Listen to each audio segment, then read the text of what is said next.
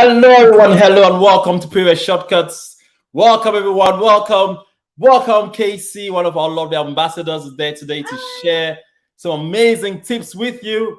Casey has been through this exam. She's been there, done that, and she's here today. She's dedicated her time, the effort, her passion, everything to help you pass the exam. So let me just welcome all of you that are here. Yuki, how are you doing? Give me a yes, give me a hello if you're joining us tonight. If you can hear me clearly, if you can see Casey, if you can see me, please just type in yes. Let's make sure that we are ready for a session. So these sessions are here designed for you to help you to answer your questions. They are open sessions, so they're not slides and things like that prepared. It's all about you to ask your questions to Casey that has been there, done that, and she will answer your questions from my experience, will help her ace the exam. So Mobin Khan, how are you doing, Mobin? Great to have you on tonight. Give me a yes if you're joining us tonight and you're ready for a great session. Give me a yes, type in a yes, type a one, say something. Let's know you are on tonight. So Casey will be going through a few different tips with you. And today's topic is literally about motivation, about tips, techniques that she's used in her experience to help her. Sarah, how are you doing? Welcome, Sarah, to the show. Welcome. Keshmesh is back with us. We've not done this in a while, live on YouTube, but I hope you all got the plan for the next coming weeks. We're going to have sort of regular sessions on YouTube helping you towards your revision. So I'm going to pass it on to lovely Casey, one of our lovely ambassadors. She totally aced this exam. When was it? Last year, wasn't it? Yeah, it was last year.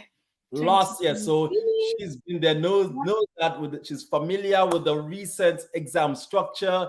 She's gone through that revision. She's gone through the stress. She's learned all those techniques. She was part of our combo course. So she is the best person to ask questions on how she aced the exam. So if any of you has any question, is there anyone that is doing the exam in June? If you're doing the exam in June, please type me. If you're doing this exam in June, type me. Or if you're doing it in November, type me in the comments.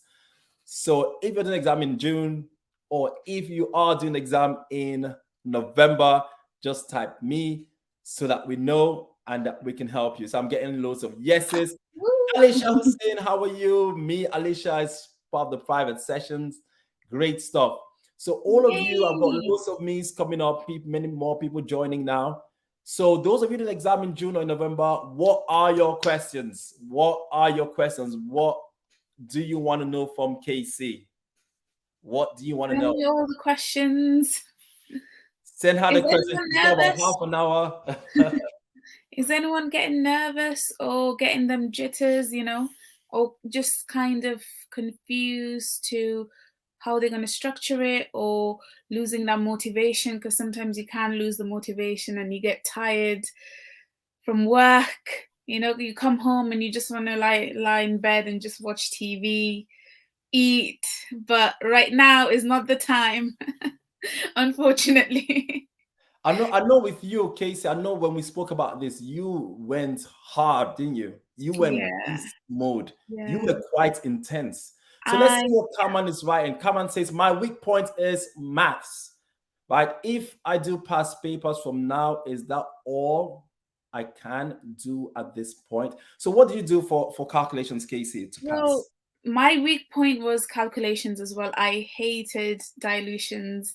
I took ages to just understand what they were trying to ask, and it was so, all the numbers in my head felt really jumbled up.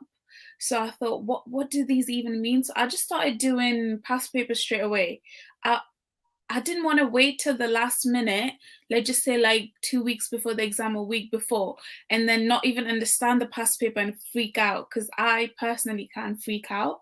So I just started doing past papers and just redoing them, going over and over the questions. And past papers are really good. Like, past papers helped me a lot, especially when I timed them and did them and then go over it. And then the same past paper, I would do it again and again. So as I think at this point, if you have a weakness for calculations or like you're trying to avoid it, I would say just do the past papers. Because personally, I did it. I mean, it works differently for everyone, but for me, I just went ham with past papers, timed it. I would just get past papers from everywhere. I'm sure you guys have your friends to send it to you or from the other years, but just do the past papers.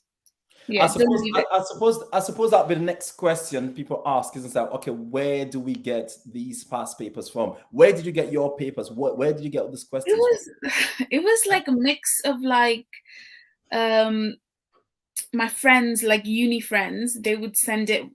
I would just speak to them, and if they had it, I would ask, and they would send it to me on like my emails. Or they had a Dropbox. So if you have a Dropbox, I think that gets passed around every year Yeah, anyway. circulating in all It those WhatsApp circles groups and the Telegram groups. that Yeah. one, and then I did like I mean, you can sign up to like companies that do past papers, so that helped me as well. Obviously, Uma's calculations, and you guys are doing the maths that Uma does. That helped me a lot because he goes through every question and explains where every step is actually like step one, step two, do it this way. He has different ways to do it, but everyone has different ways to do it as well within the calculation questions. And when I was working as a pre-reg, I would have relief pharmacists and Okay. locums coming in, so I would just ask them if they have any from their years, like if they were like, let's just say, a year old or 2 years older, they will send it to me as well. So yeah, just I feel like don't be shy to ask around, ask your friends, anyone, even your own university might just send you past papers randomly, because my uni did. So yeah. So Casey, what was your plan then? So how many for cards? How many questions? Because people ask, how many questions were you doing a day? How did you structure your revision with calculations? I would do calculations in the morning, every morning. I would go through one past paper, mark it. So that's 40 questions. And then I would mark it, and then let's just say if I didn't get the dilution, I would go over the dilution question over to see what it's trying to ask me. So I would probably do more than 40 questions. I would probably do 40 every day because I went really hard Yeah, I remember at that. this point, and I had only 2 months. So obviously right at this point, because you have less than 2 months, I would do 40 questions a day and mix them, go over it. If you're getting dilutions wrong, then ask yourself, why are you getting it wrong? Are you not reading the questions properly, or are you not getting what the question's trying to ask you? Ask your friends, the friends that know maths and know calculations better than you. Like, don't be shy to say, okay, you know what, this is my weak point. I don't get it. Please help me. So even your supervisor or at pharmacy, ask them how to do it. Definitely. So Brilliant. yeah. Brilliant stuff. I've got a question here from Najme. For calculations, always tell twice, do each question. Do you recommend twice in once, or do all then go through them? Huh? I don't What understand. What do you mean by tell twice? Okay, we'll have to look at that question because I'm not too sure about the question. Najma, see if you can write that question again, because I'm a bit confused with the question, but we'll come back to it. We'll make sure that we'll answer your question as well. Keshmesh, can one cover all pre-reg shortcuts videos, both clinical and calcs, from video one in span of 1 month period? I'm going to answer that question. I'm going to ask that question. This is what I always say. Can you cover all of those videos in 1 month period? Yes. Can you retain all of that in 1 month period? I don't know. Depends on you. Everyone is different. We've had people that have joined the course. If you look at the reviews, there are some people that joined the course a month before the exam. They got the videos, and guess what? They used them in the past. So when anyone asks us a question about can you do something, it's to do your capability. No one can know, only you. But can you do it? Yes, you can do it. That's fine. You can, because you have the capability to do that. But the question is, will you do it? Is another thing, is to do your motivation. How, if you're able to put in all that effort, also it depends on your background. How much reading have you done already? How much do you already know?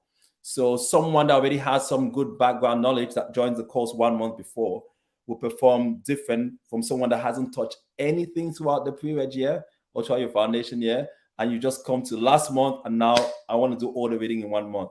So it all depends. If you yes, you can do it. Will you do it? It all depends on your motivation. Casey went beast mode. She had to do a lot of hours. 2 months. Right? You 2 were months. very intense. Yeah. Very intense. And what did you have? 2 months? I had 2 months, yeah. Literally. So, Keshma, and how many hours were you doing a day? I would say, hold on, 24. I would sleep. Wait, I need to do this calculation. Because I'm just trying to say you had 2 months, and if Keshma is asking in 1 month, then literally you need to double Casey's hours that she studies roughly. I would say 18 hours. 18 hours. Wow, that's intense. So 18 hours a day. Yeah. So that's it. Ideally, would never recommend that. You don't really want to leave this the last minute. Even the combo course, I always say start early. But if someone comes and says, listen, I only have 1 month, can I do it? Yes, you can. Go for it. But obviously, if you're working, you can't do 18 hours. Yeah. But at least like I aim to sleep for 5 because I don't think I would have functioned in 3-4 hours. I think my brain wouldn't even take it. So I was aiming 5 to 6 hours sleep and just getting on. Like just wake up, just get on with it. And I wasn't working at the time, so I had 2 months. But obviously, if you're working, it's different. Yeah. So it's a lot easier when you're not working, definitely. So it all depends on the situation, Keshma. Yeah. So I would say, well, you need to look at your situation. Some people have done it, but then everyone's got a different situation.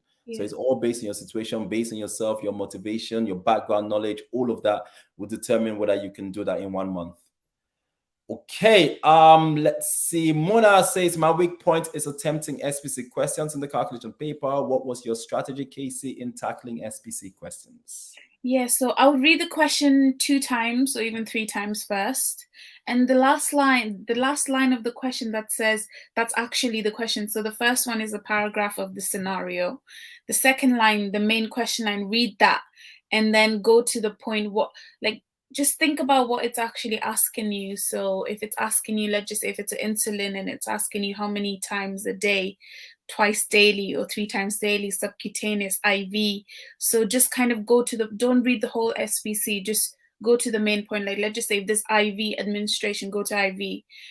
So just kind of localize like what they're trying to see, like just like fixate on that one particular thing. Like let's just say if they're asking for IV or subcutaneous, if they're asking for tablets, how many days, once daily, twice daily. And I would say read the questions like 2 times at least. Yeah. Hey, there you go. Let's see. Wow, there's a long question from Whitney. Whitney's lovely. Whitney's on the combo course. She actually won one of the prizes to join the combo course. Yeah, I remember. Yeah.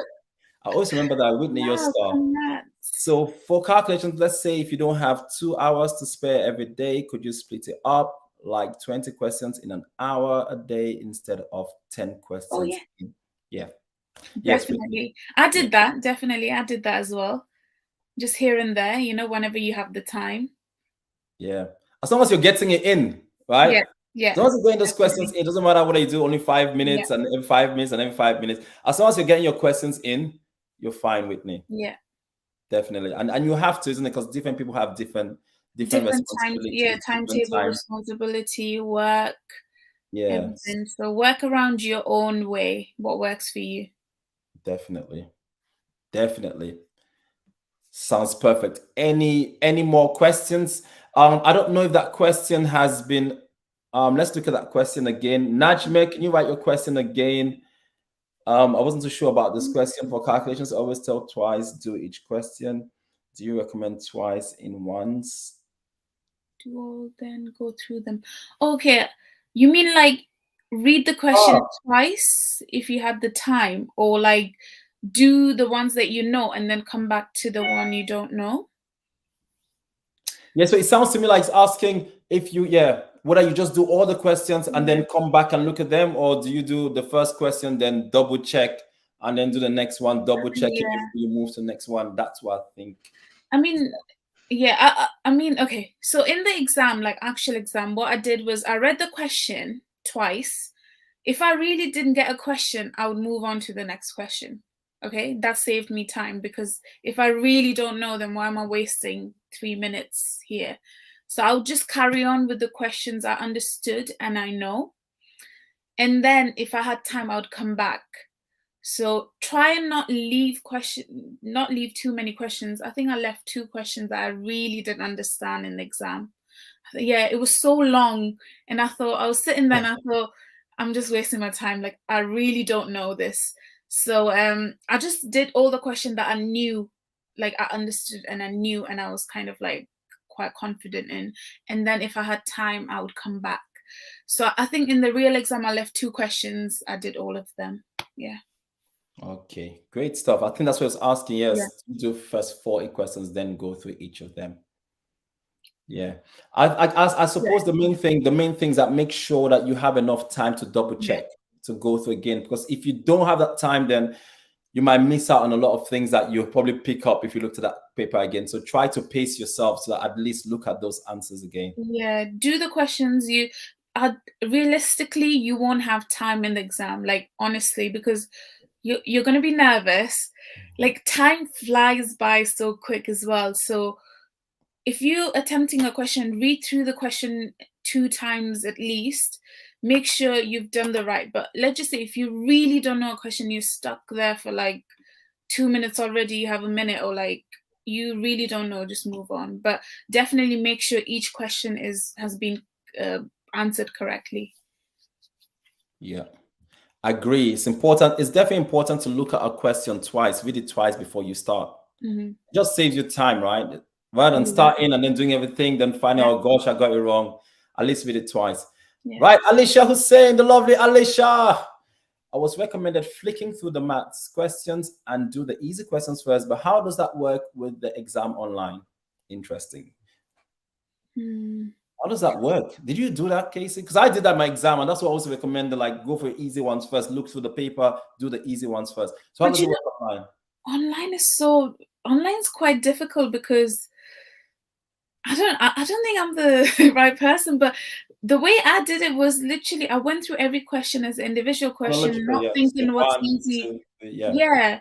And I didn't really flick through, because honestly, you don't have the time to flick through which one's easy and which one's not.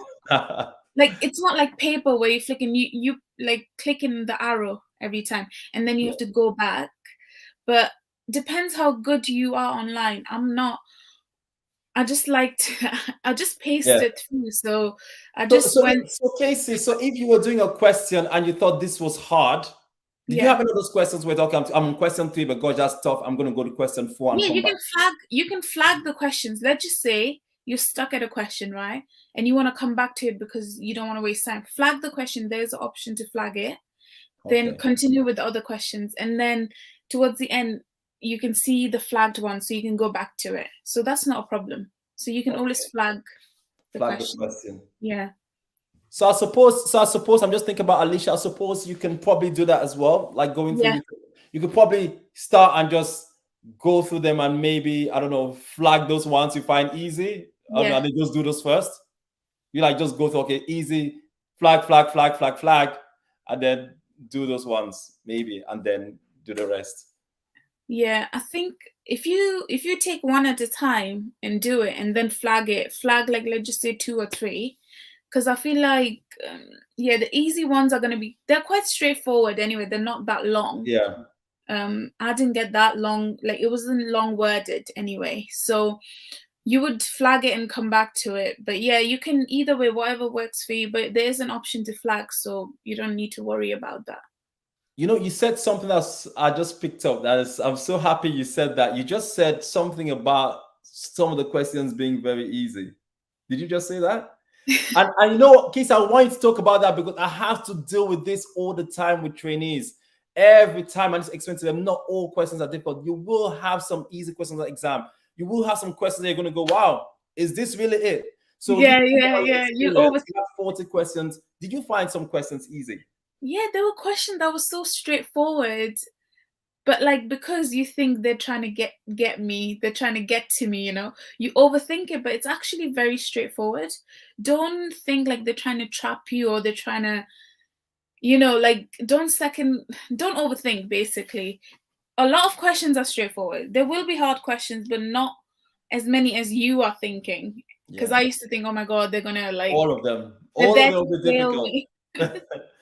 Yeah, but I'm glad you said that, because yeah, that's reality, and everyone goes through that. You're scared about all of them be difficult, but not in the exam. Sometimes we overthink and we expect such difficult things that when yeah, they give us the easy things, we can't even answer them because I think there's yeah. got to be more to it. We're like, nah, how are they doing this?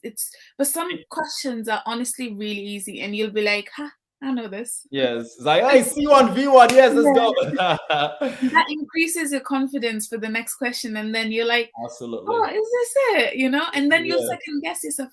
Nah, that can't be easy. But you know what? Some questions will be easy. Yeah. And I tell people not to stress as well, because right, you want to do your best. You want to get all questions Yeah. correct, but you still have up to about 12 questions you could get wrong and still pass the exam. Yeah. So even if you don't answer one or two questions, it's not the end of the world. You're like, okay, fine, this is tough, this is tough, this is tough, but you still have a good chance to still pass the exam. Oh yeah, definitely. Like 12 questions is a lot of questions as Get well. wrong. If you think about it, yeah. A I'm happy lot. you're saying that. I'm happy to say this because this is tough. Yeah. I need to always to be That's mindful something about made me this. feel better. Like I was like, okay, after the exam, I was like, how many did I? Because I left two. So I was Yeah. thinking, okay, 10 questions I need to, I can get wrong. I was thinking to myself, but 10 is a lot. And then I came out and I was like, five, I was unsure about. Mhm. Five, two I left. Okay, that could still pass me, Yeah. you know? Yeah. That's really Yeah. good to know. And it's one of those things that you always feel that way until you do the exam. It's very difficult to comprehend, to think that way, that you know what, it's like 12 is a lot, because when you're Yeah. studying for the exam, you're thinking it's so easy for me to fail 12 questions and even 15 and 20 the way it's Mm. going.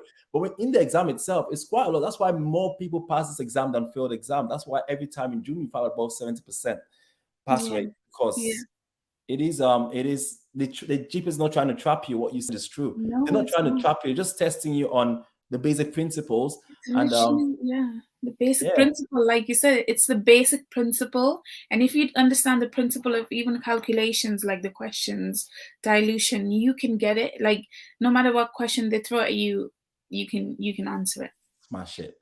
Mona is asking a question in the clinical section. Are the images clear enough to tell what condition they represent? Yes, it's in color. Like yeah, it's not black and white or anything. It's in color and it's very clear. Yeah, and they usually give you the common. I mean, Symptoms yeah, is usually it's quite common conditions like anyways. chicken pox and And things. like rosacea or like Yeah. in my question it was Was it what's molluscum or something you had? I had molluscum, yeah. Yeah. And it's you know it.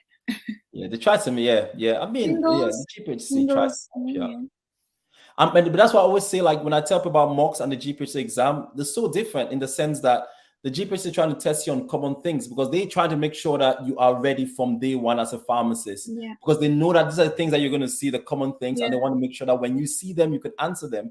But yeah. sometimes mocks try to give you the things that you've never seen. I just trying to give you Oh the yeah. difficult things to look good, to look Yeah, good. yeah, yeah. To It's look like, good and yes, to I don't know why, but it is what it is. yeah. There you go. Keshmerch, how do you increase your mental capacity to store vast amount of info at any one time? I feel like sometimes when I get up from bed, I forget most of the info I've learned the previous day. It's quite a lot. This is a common question for many, many trainees. Many trainees. It It's like the happens more to you learn, the more everyone. you forget, isn't it?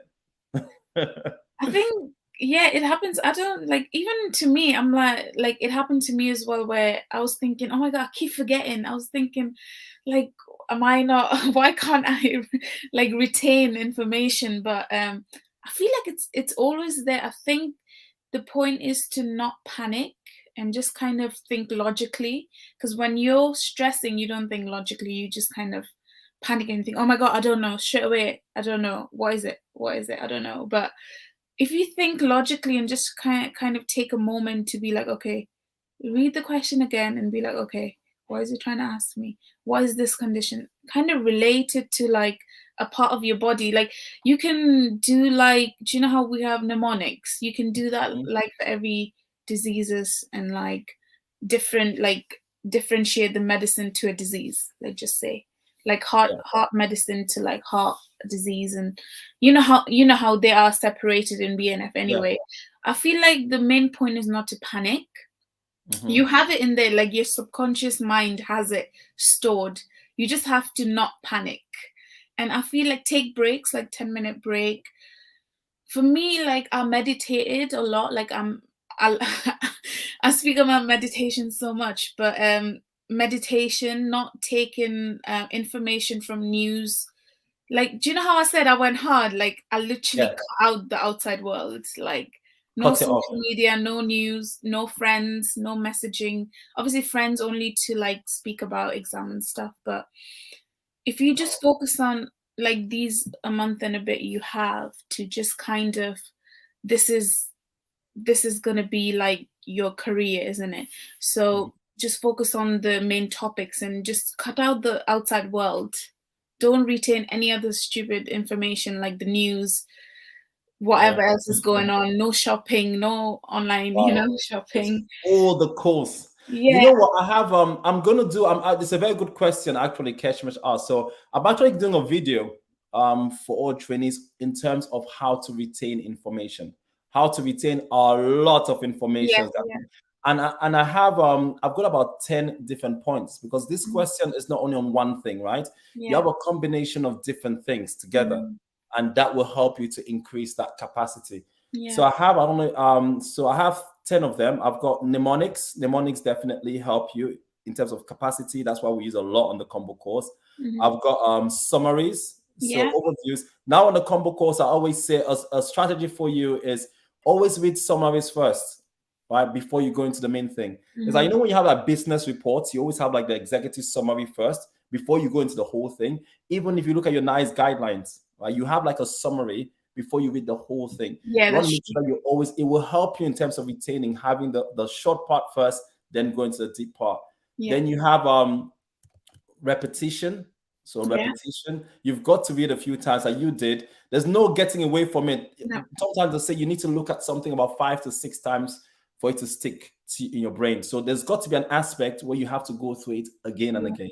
And that's why your mnemonics and your flashcards help, your bullet points, to look through those notes again and again. So that's just a few of them. I've got 10 good points that if you put those together, it will vastly increase your memory, including sleep. Like you spoke about stress, meditation. That's a very important part, right? So meditating, being relaxed, all of these have a big part to play with how much you retain information in your brain. But yes, that's for another day. Keshmesh, I've got a session coming up for you on that. Okay, what we got? Mobin says, how does the actual CARCS exam compare to the mocks? I feel like it's not as hard as the mocks. The real exam is really not as difficult and like complicated as the mocks. It's very short worded as well. Like there's no paragraphs. There's like 2 lines maybe, like 2 lines. I would say it was a lot easier. Some questions were hard, but that was like 4 questions. Yeah, because a lot of people don't understand. Like I do a lot of things like reading the GPhC's mind and learning, and you have to think about things. Like you really need to think. Like if I do a mock, if I'm setting a mock just for the students in the combo course, I'll probably have about a few hundreds, right? If we're going to set a course for them, it doesn't matter if I get something wrong, right, in the wordings of the question. Doesn't matter if a few people fail it, because at the end of the day, it's just a mock. But the GPhC is setting a national exam. You're going to be having about 3,000 people doing this exam. So there's no room for like ambiguity. You can't so the only way you could do that is make it as straightforward and simple as possible. Because if you don't, compare to mocks, if you have 3,000 people doing the same thing, then you're going to have a lot of complaints, a lot of confusion, people asking. So the GPhC also has to try to make these things realistic, less ambiguity. And also timing, if you're going to do like 1 minute per clinical question or 1 minute or 3 minutes, but most people do mocks and run out of time, right? Because the wordings, there's no structure to it. But the GPhC is aware that we have 3,000 people doing this exam. We need to make it also realistic for them. And then you have a number of people that go through those questions. to make sure that it's clear and it's easy to follow. It's So very, yeah, it's it's very definitely clear. different from the mocks. Yeah, some questions literally you can do it within 30 seconds. Some question you might take the full 3 minutes, but Yeah, there is a balance. in the questions. Yeah, Hence the reason, and also I say this, like if you look at students that do mocks, in terms of percentages, many of them fail mocks, right? yeah. If you look at Oh, the GPhC exam, those that do in June, since mm, 2011, we've had 70% pass rate. Some years you have mm, 80%, mm, 85%, 95%. yeah, Now, if you speak to those students that have actually passed the exam, many of them will tell you, before I did this exam, I was failing the mocks. yeah. And so the mocks were a lot harder than the actual exam. Yeah, they just make it harder for you, the mocks, because so you can go hard. So in the exam, it'd be easier. I mean, in a way, it's good because you'll be expecting a lot harder questions, but it'll be Yeah. easier, so you'll be more relaxed. So don't overthink the questions they give you. That's what I Yeah, would say. and that's the logic. And many mocks say, Yeah. they always say this, that if you get 70% in our mock, then you probably get 80% exam or 9%. So Oh they yeah. try to make it harder with the idea that if you can Yeah. ace this, then you'll be fine in the exam. Yeah. Okay, we've got Safia. How many SPC questions would you say they had in the paper? Probably like 4, 5. Not Yeah, that much. 4 or 5 Yeah, SPC questions. 4, So it 5. was not as many No, not as questions. many. Good stuff. That's encouraging. Many people get scared of these SPC questions. Yuki, how would you remember the bacteria causing infection? I feel like they are so similar, and I can't retain them in my brain. Yuki, are you on the combo course? Because we have some of those on the combo course. Mm, But it is very important because they begin to ask more and more questions on yeah. positive organisms. Do the common ones to Yeah, begin with, like E. coli, yeah. you know, E. coli, pneumonia, and things that are common. pneumonia. Yeah. They want to test you on things that are common, right? Do Food the poisoning. common bacteria and infections first, and then go on to the hard one. Like do the kids and yeah, the common ones, I would say, because Yeah, they wouldn't ask anything that's not even it is in the UK, yeah, yeah. And that's what I'm saying. That's the difference with a mock, right? A mock Yeah. would likely ask you something that's not even in the UK. Yeah. But the GPhC is asking you things that they expect you to see in from day one as a pharmacist. Yeah. So when they're doing these exams, they have people from the community, hospital pharmacists, all coming together to discuss about what they see on a day-to-day basis. And Yeah. that is what they're going to test you on. So Yeah. your common things are common in the exam because they want to make sure you're prepared. They don't need to be asking you about things that are in space, right? It wouldn't help you on a day-to-day basis. So Yeah. yeah, look at the common ones, Okay, so I'll give you a tip. I always give some of the combo course. A good Yeah. tip for you to know some of the common ones. Look out for those conditions where you have like a penicillin as a first line. That's a little tip I tell you. Yeah. Look at your bacterial conditions. Look at all of them. Look for those that have penicillins as a first line. Then those ones tend to come up a lot because they like asking questions about penicillin allergies. They want you to know. So look at all your infections. Mark those. There's a document online with like antibiotics. I think it's a nice document. It gives you all the conditions with the doses. So you just have to print that out. Everyone in the combo course has it. But you just have to Oh, take that document and then go through the ones that have a penicillin as a first line. They tend to come up a lot more. And then the other ones that don't have penicillin, such as UTIs, come up a lot as well. They love oh, tremendous. UTIs They come love up so much. nitrofurantoin. I love UTI. They love UTI. So you I want to love look at those. UTI. That's just a little technique I could give you. But generally, you will see that if you look at most exam questions, they love UTIs or those ones that have penicillins as first lines. Okay, next question. We've got, oh, hang on a minute. Did I miss something? Okay, now I've answered that. Whitney, which mocks do you find most helpful, especially for clinical? And would you recommend only doing mocks when you've gone over the material at least once or twice? Mocks. Which mocks were helpful? They were all helpful in a way, I would say. I mean, some mocks have mistakes in them, so Loads. you'll notice that, yeah, like a lot of mocks will have mistakes or like old guidelines. So watch out for that because the new guidelines they might have not put in, or I don't know, the wording of the question might be wrong, so you'd be confused. So the mocks are, all of them are quite helpful, I would say. The one mock that sticks to my mind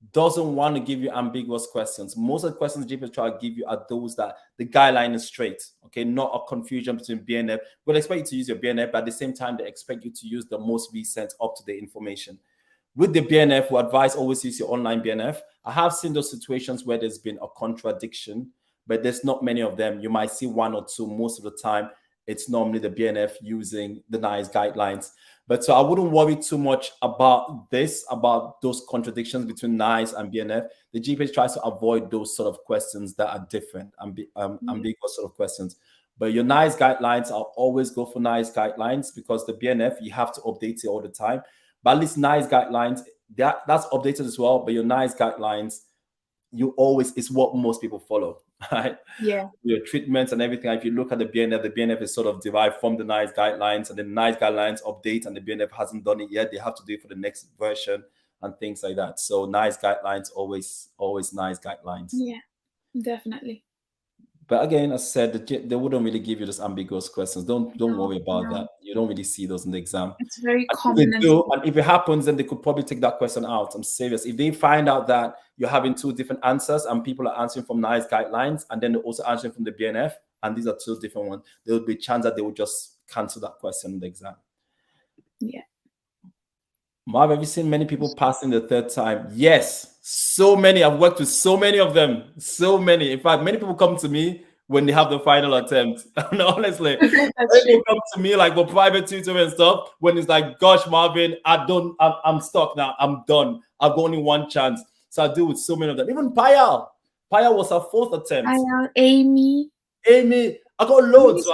Amy's gonna have a session soon, so Maheen, you'll probably tune in for Amy's session.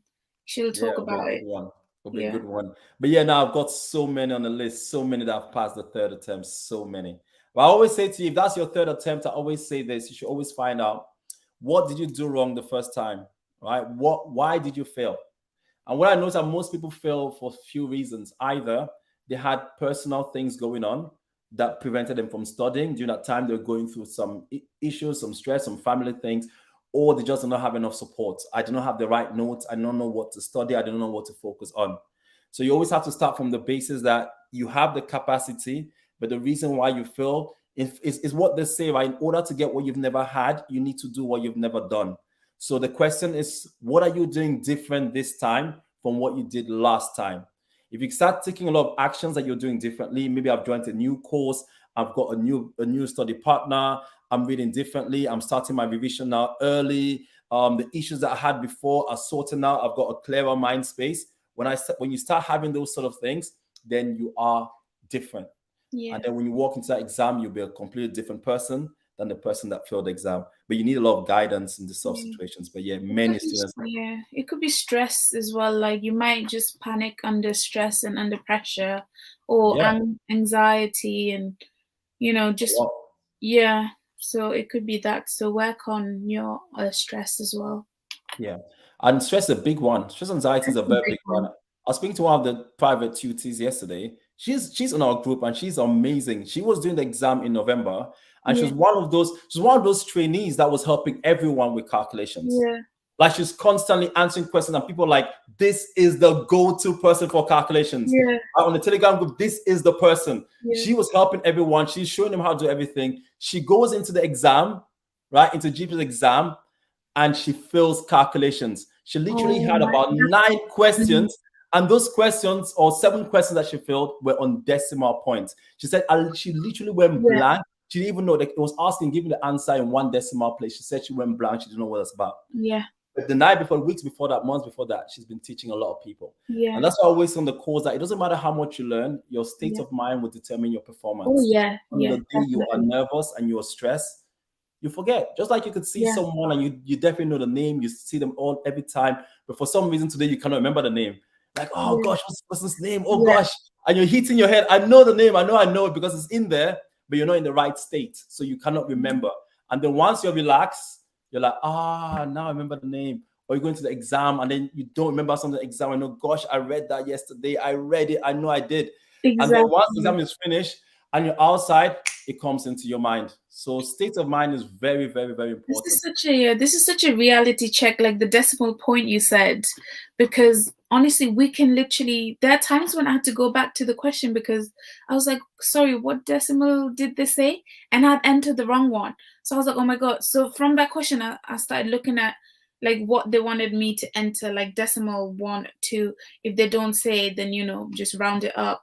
Um, Also, they say round down, round up. So you have to read, you have to be so like meticulous at reading the question. And if you're stressed, if you're panicking, like literally you can be so blind, you can literally forget everything you've known. So Yeah. that's so important. It's very important, and definitely when you're planning, like I always say this to people, because when you're not in the right state of mind, even the easiest things you wouldn't get right, Yeah. just because you're not in that state.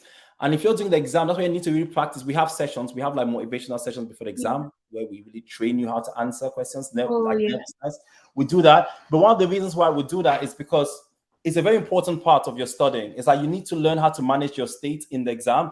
So, for Yeah. instance, if you went to the exam and you did the first calculation question and it was a difficult one, and you did the second question and it was difficult, and you did the third one, what do you say to yourself? Right? The third one, you fail 3 questions straight away at the beginning. Do you say, "Oh, that's fine. I could fail up to 12 questions and I'll be all right," or do you say, "That's it, I'm gonna fail. I'm done." No. Then you start sweating, then you start Yeah. shivering, then you're like, "Oh gosh," and then you fail the exam. So it's important that you learn how to control your states for the Yeah, exams. literally, like even if you don't understand it, don't sweat it. Like you can get, it's fine, it can be wrong. Flag it up, come back. Don't let your confidence down and don't let it break you. Basically, just keep going. Just tell yourself, you know what, I can do this. I've studied this many months to get here, so you can do it. Just don't let it break you. That's what I would say. Don't let it break you. Even like when we have our private sessions, I always say this. I always say this to trainees in the private sessions. When we do questions, normally when you get a question wrong, what do you say to yourself? If you're like doing something, what do you say to yourself? You're doing like when I you're don't doing like your know. questions, I'm I'm not good stupid. enough. I'm gonna fail. Yeah. Oh gosh. Um, Oh my goodness. I'm gonna fail. Everyone I'm else not is getting it right. ready. Everyone's getting this. I'm the only one's gonna fail Yeah, this exam. But that change your mindset. Like if you're before your exam, if you're getting questions wrong, you gotta be saying to yourself, I tell them, of course, you need to celebrate right now because that means that you're about to learn something new, right? exactly. And guess what? All the things that you learn, little progress every single day takes you to a destination called success in the Yeah, GPhC exam. it's little So steps. the fact that you had the opportunity to learn now and you've learned something, that means you're a better person than you were when you came in. So if you're Yeah, leaving the place, no, I did not know this and I know this now, yeah, you're a better person. So when the exam comes, you're going to pass. That's how people pass the exam. Right? yeah. You have to get questions wrong to know what you're doing wrong, right? So you can do it right at the real exam. So that's Yeah, how you see it, basically, what you're saying. Change your mindset and perspective. that's it. You need a paradigm shift. You need it. Yeah. Let's see, Whitney, would you recommend only doing mocks when you've gone over clinical at least once or twice? I haven't finished going over all of the material properly, but I feel like I should be starting mocks now. So if you've gone over like once clinical, I mean you don't even have to be honest. But just start. I feel like the main point is starting, isn't it? I feel like everyone's scared to just start. Just Mock, start one mock and see how you feel. Even if but you get it wrong, you fail really bad, doesn't matter. At least you started. Just start the mocks now. I would say. yes, now, but I'll tell you something that happens as well, Casey, with this situation. I see a lot of Yeah. trainees that have this situation. Remember, even when we're doing the combo course, one of the things I always tell trainees, right? There's Yeah. always this, and this is where people get things wrong. If you speak to people, you hear there's 2 groups of thoughts. People tell you, oh, read all the content first. Don't do any questions. Just do all your reading and then do questions at the end. Right? And then you have others that go like, oh, no, just do questions from the beginning. Start doing questions. But the problem is to study, you have to have both. So when Yeah. you have students that, I always say, when you read a chapter or you read anything, do some questions on it. Do some Yeah. questions, test yourself. Yeah. Because what tends to happen is that those that test themselves after they've read something, if you look at some questions, you know what you're meant to be reading. You know Yeah. what they're expecting. If you read like all the notes, you go through all your clinical, you don't look at any question. When you then get to questions, you're going to be shocked because reading the stuff Yeah. is not enough. It's a different practice to Oh answer yeah. questions, right? Yeah. So you've done all that reading, you've come to the end, and it's like, oh gosh, I've no way. So some people have that phobia in actually starting mocks. because they don't know what they're gonna get. Yeah. But if there's someone that's been doing questions, reading and then questions, reading and then Yeah. questions, then in a way you wouldn't be scared of mocks because you're like, I've been answering questions anyway. You like Yeah. bring on That's with the true. mocks. But That's you true. want to start doing the mocks now, Whitney. I think at Yeah. this stage you want to definitely start getting in there and doing Definitely. those mocks. Definitely. Definitely. Yeah.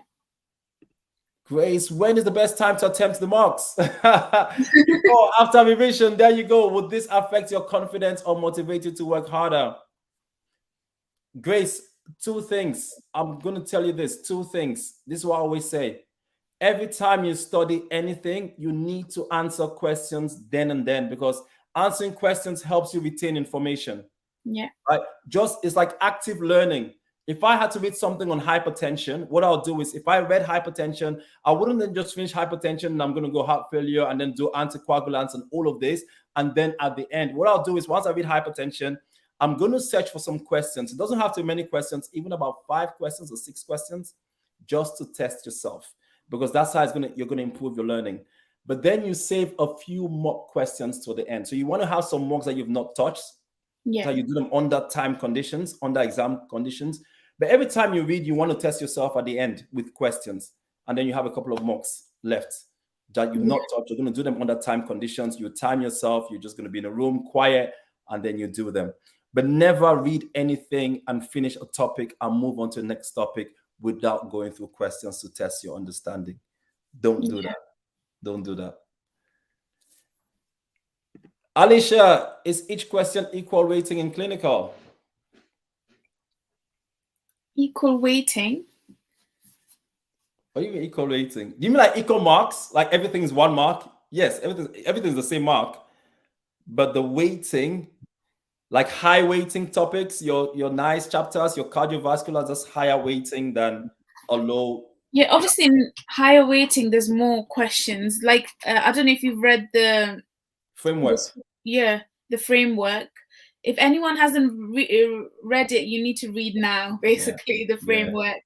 I think that helps you a lot to kind of structure your revision in a way which one to focus on to start with. And then, so obviously high weighting is, I think, 60 to 70%, and then medium 50 to 60, and as you go on. So concentrate on high weighting to start with and then go below.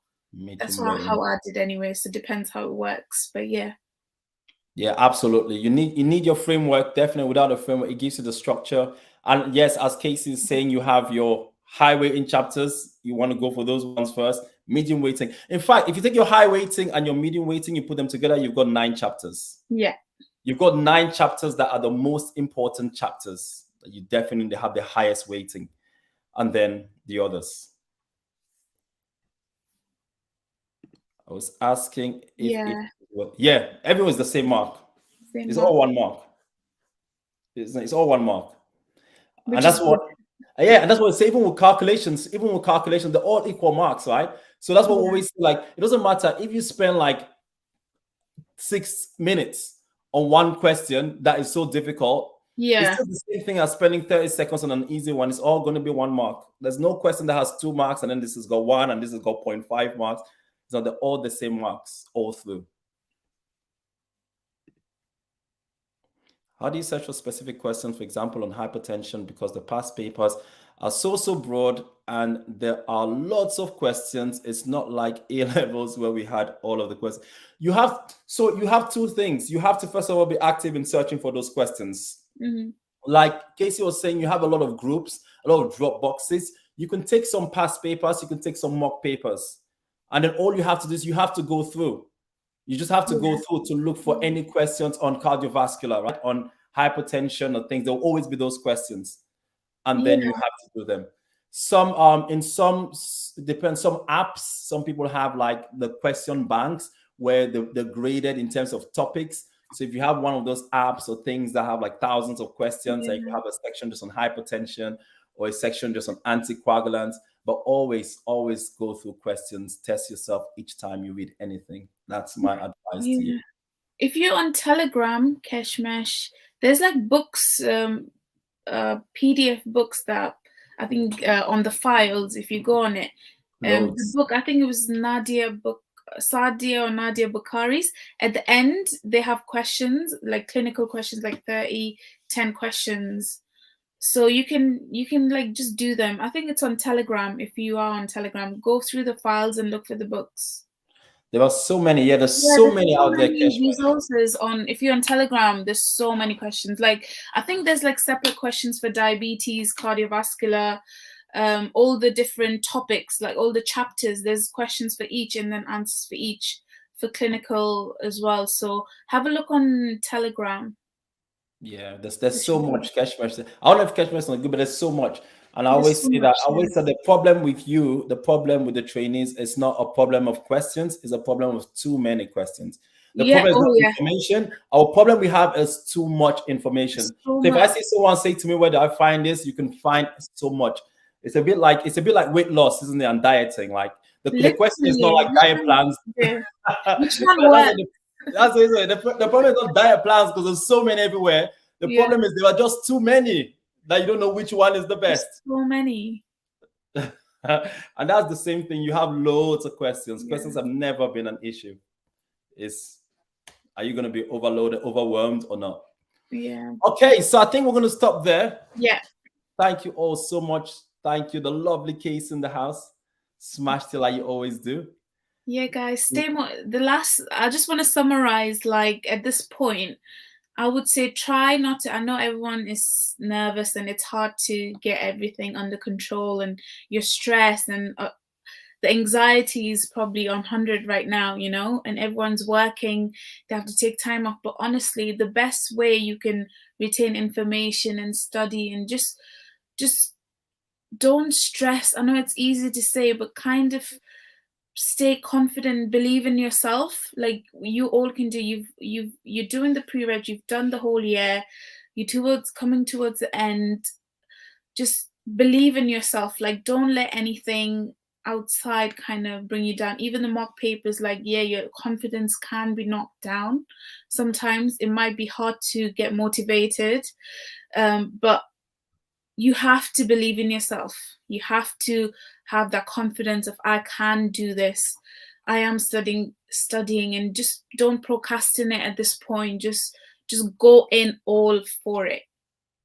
Use all the time, all the resources you have, everything. Honestly, like, stress is really hard, but everyone is going through what you're going through. Like all of you are in the same boat. But just think about the end goal, think about the exam. Don't let it scare you. Honestly, the exam, you need to scare the exam, basically. That's what I was thinking. Honestly, it was scaring me so much. The thought of sitting in the exam online, I was like, oh my God. But the exam paper needs to fear you because of the information you have, and because you have been studying for so long, and you've done 5 years nearly now, from start first year to this year. So just believe in yourself, stay healthy, meditate, go for walks, watch your favorite program, comedies, whatnot, speak to your family, have a good, like, support system. And if you are, like, we have the motivational talk from Marvin anyway soon, so that helps a lot as well. But believe in yourself, and just keep going at this point. Just keep going. That's it. I don't need to do my talk anymore, Casey. You've done it for me right there. No. Fantastic. I feel motivated just listening to you. I feel like I'm ready to do the exam right now. Oh, great. So thank you so much, Casey. Thank you. Really appreciate it. Mona, you're welcome. Mona, great to have you on here as well. Thank you, everyone. I hope you got a lot from this session. Thank you, everyone, for taking time out as well. Thank you all. Take care and look forward to seeing you guys soon. See ya. Bye. Yeah.